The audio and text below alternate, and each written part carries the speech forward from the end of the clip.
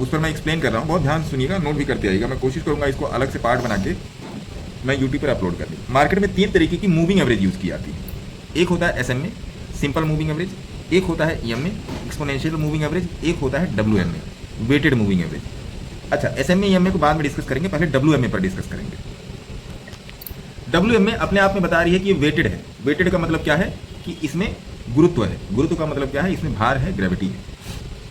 आपने मेरे मुंह से हमेशा सुना होगा कि मैं बात करता हूं वेस्कोसिटी की, वेस्कोसिटी की, वेस्कोसिटी की। तो इसी WMA को यूज किया जाता है स्ट्रेंथ के साथ, जब किसी भी प्राइस की वेस्कोसिटी निकलती है कि इधर इट इज प्राइस पॉजिटिव, इधर इट इज प्राइस निगेटिव। इसी वेस्कोसिटी की बात की जाती है स्ट्रेंथ और वेट का क्रॉस ओवर करा के।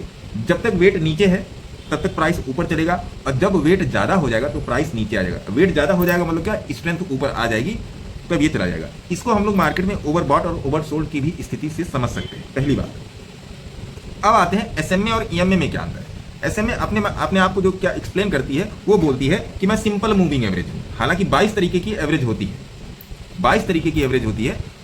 मेन SMA EMA WMA होती है, बाकी सारी अलग अलग तरीकों के लिए यूज आती है। जो नॉर्मल ट्रेडर यूज करता है, दो को यूज करता है, WMA तक भी नहीं आता। SMA बोलती है कि मैं सिंपल मूविंग एवरेज हूं। सिंपल मूविंग एवरेज का मतलब क्या, मैं प्राइस को सिंपली एवरेज करके चलती हूं। अगर आप एक घंटे के चार्ट पे 20 की मूविंग एवरेज देख रहे हो, 20 की मूविंग एवरेज एक घंटे के चार्ट पे देख रहे हो, तो इट मींस कि वो पिछली 20 एक घंटे की कैंडलों का एवरेज बता रहा है। पिछली 20 कैंडलें जो बनी है, एक कैंडल एक घंटे की है, वो पिछले 20 कैंडलों का एवरेज बता के उस पॉइंट पर खड़ा है। सेम एज इट इज, अगर आप एक दिन पे 20 की मूविंग एवरेज देख रहे हो, तो पिछले 20 दिन का एवरेज आपको बता रहा है। ये हो गई simple moving average. Simple moving average में प्राइस एक्सपोज्ड नहीं होता है। एक्सपोज्ड मतलब क्या होता है, सिंपल मूविंग एवरेज में प्राइस हमेशा अपने स्टैंडर्ड डेविएशन से दूर होता है, इसलिए वो एक्सपोज नहीं होता। इसलिए सिंपल मूविंग एवरेज को हमेशा लोअर प्राइस को एनालाइज करने के लिए देखा जाता है, जो सबसे नियरेस्ट परसेंटाइल का प्राइस होता है। नियरेस्ट परसेंटाइल का प्राइस का मतलब क्या, कि वो अपने स्टैंडर्ड डेविएशन से दूर है, और फारेस्ट प्राइस का मतलब क्या, कि वो अपने स्टैंडर्ड डेविएशन के नजदीक है। अब इसी को लेकर आते हैं EMA के पास। EMA जो अपने आप में कहती है कि भैया मैं एक्सपोनेंशियल हूं, मैं एक्सपोनेंशियल हूं। एक्सपोनेंशियल का मतलब क्या, कि मैं किसी भी चीज को एक्सपोनेंट करके चल रही हूं, या मैं किसी चीज को मैं एक्सपोज करके चल रही हूं। तो हमेशा EMA का जो यूज किया जाता है, वो बड़े टाइम फ्रेम को गेज करने के लिए और बड़े प्राइस का सपोर्ट रेजिस्टेंस निकालने के लिए यूज किया जाता है EMA का। जैसे आप 100 की EMA यूज करते हो, 150 की EMA यूज करते हो, 40 के ऊपर, हालांकि 43 का स्टैंडर्ड डेविएशन है, 40 के ऊपर आप कोई भी एवरेज अगर यूज करोगे तो आप EMA यूज करोगे। ये मार्केट का थंब रूल है। ये आप कहीं पर भी जाके खोज लो, यूट्यूब पे, टेलीग्राम पे, गूगल ज्ञान पे, मैंने कहा था .com पे, आप कहीं पर भी जाके खोज लो, आपको नहीं मिलने वाली है जानकारी। किसी ने आज तक ये नहीं बोला होगा। हाँ, अगर कोई किताब की जाके डीप स्टडी करोगे तो उसे मिलेगा। 40 के ऊपर आप कोई भी एवरेज यूज करोगे तो that should be EMA not SMA। That should be EMA। EMA होने का मतलब नहीं कि WMA भी होगा, ना ना ना ना ना। 40 के ऊपर आप जो भी एवरेज यूज करोगे वो आप एक्सपोनेंशियल मूविंग एवरेज ही यूज करोगे, क्योंकि वहां पर आपको प्राइस का एक्सपोज्ड प्राइस चाहिए, एक्सपोनेंट प्राइस चाहिए आपको। तो जो बड़ी बड़ी इन्वेस्टमेंट जो की जाती है, देखिए मार्केट में क्या कुकुरमुत्ता स्टडी चल रही है वो मैं नहीं जानता, है ना। मेरा काम है आप तक सही जानकारी को पहुंचाना, और उस जानकारी को आप अपने चार्ट पे यूज करो। और ये तीनों ही कंडीशन में, क्लोज कंडीशन में यूज होती है। जब आप किसी भी EMA को लगाने या SMA को लगाने आओ तो उसमें होता है हाई लो क्लोज। HLC 3 होता है, HLC 2 होता है, HLC 1 होता है। HLC का मतलब high low close divided by 3, high low close divided by 2, high low close divided by 1, high low close divided by 5, 6, 7, बहुत तरीके का होता है। तो यहाँ पर आपको इसको हमेशा क्लोज वेव पर यूज करना है, ना कि HLC 1, HLC 2, HLC 3, इस पर नहीं यूज करना। ये ATR होता है किसी मूविंग एवरेज का। पता नहीं आपने कभी इतना डीपली पढ़ा होगा कि नहीं। दूसरी बात, अब एक्सपोनेंशियल पढ़ा था ATR के बारे में। ATR में आपको पता चलेगा when you will be connecting this EMA SMA exposure to ATR, तब आपको पता चलेगा, वैसे नहीं पता चलेगा। ये पूरी पढ़ाई है भैया, ये मतलब वो नहीं है क्या कहते हैं गुरुदेव, ये तुक्का नहीं है, ये पूरी पढ़ाई है। ये हो गया। अब SMA में अब आते हैं WMA के बारे में मैंने आपको शुरू में बताया, इसको भी आप समझिए। WMA के बारे में, WMA अपने आप ही कहती है कि मैं वेटेड हूं। ये जो नीचे जो डंडी वाला जो वॉल्यूम लगा के चलते, जो नीचे ऐसे बिल्डिंग वाइज बना होता है, वो वॉल्यूम जो है वो मोह माया मिथ्या है। उससे किसी का आज तक कुछ नहीं हुआ है।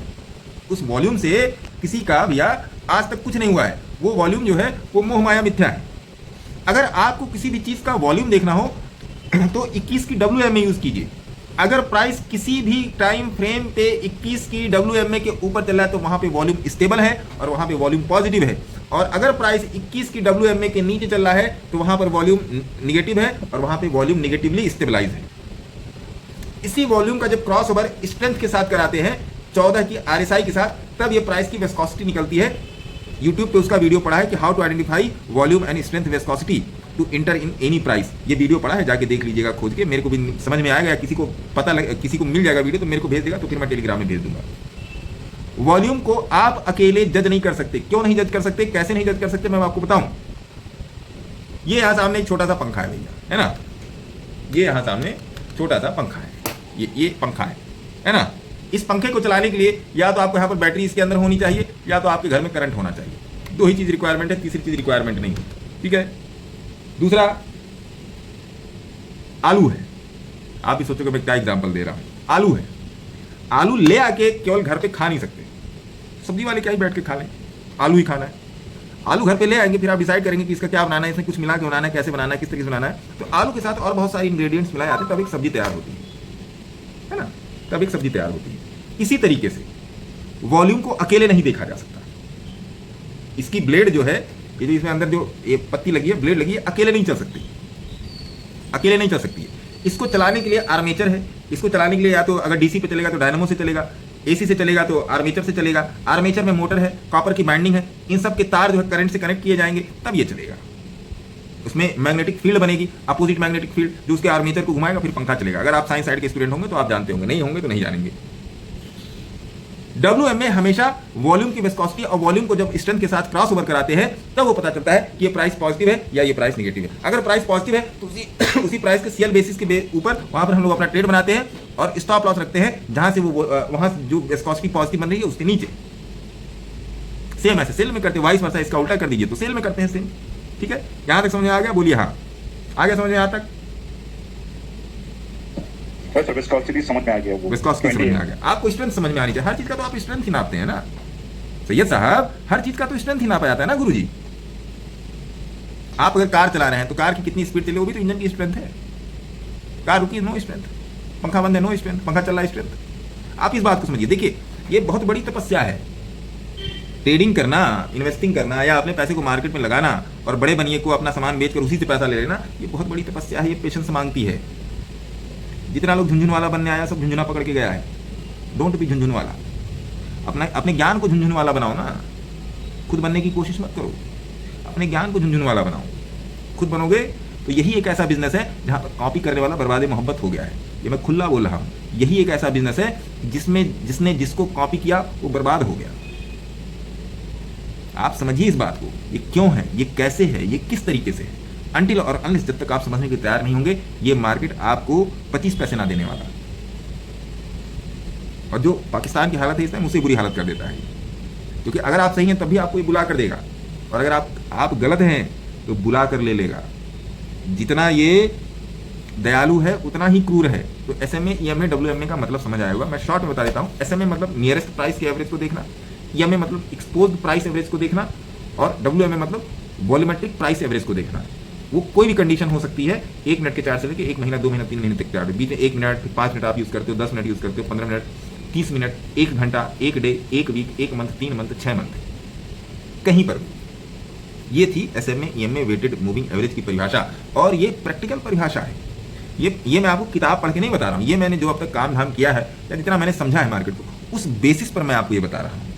इसका मैं एक अलग से सोचूंगा कि मैं इसका अलग से एक वीडियो डाल दूँ यूट्यूब पे, जिससे आप इसको सेपरेटली समझ सको। क्योंकि अगर इसको आप समझ जाओगे ना, तो आई डोंट थिंक कि आपका इंट्राडे से लेकर आप कहीं भी करते हो, क्रूड में करते हो, ये करते हो, कहीं भी जहां पर लाल हरी कैंडल मौजूद है। लाल हरी कैंडल मतलब लाल हरी कैंडल, चाहे कोरेक्स हो चाहे कोरेक्स हो, कहीं पर भी वहां पर ये काम करेगा। और जो ना समझ आएगा, ये वीडियो जाएगा जब यूट्यूब पे, तो कमेंट सेक्शन में पूछिएगा, उसको भी मैं एक्सप्लेन करने की कोशिश करूंगा।